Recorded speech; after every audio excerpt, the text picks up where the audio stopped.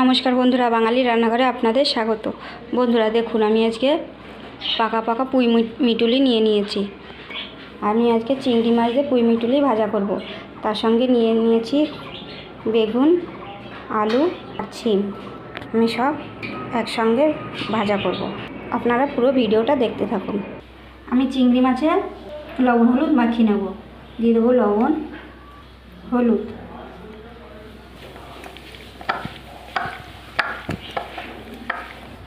মাছ ভাজার জন্য কড়াইতে তেল দিয়ে দেবো। অল্প করে প্রথমে তেল দেবো। এবার মাছগুলো ভেজে নেব।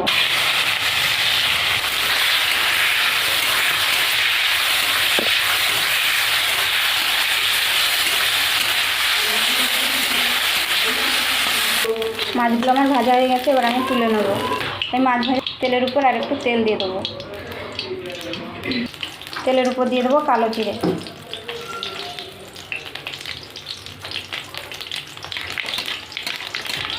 প্রথমে আমি আলুগুলো ভেজে নেব।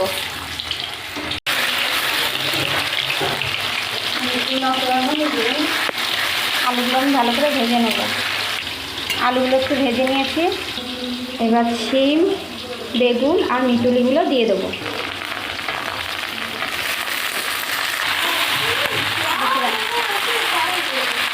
দেখুন, আমি সবগুলো এবার দিয়ে দিয়েছি। এবার এগুলো ভেজে নেব।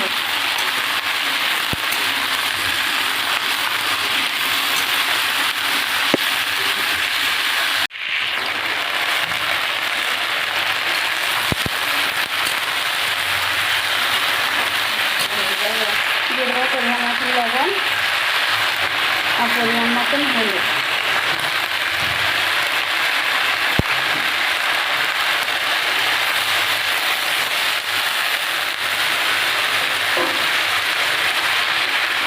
লঙ্কাও দিয়ে দেবো।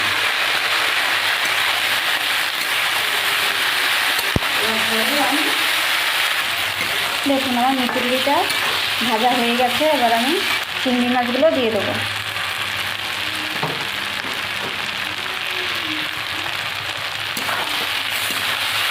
চিংড়ি মাছ দিয়ে একটু নাড়িয়ে নেব।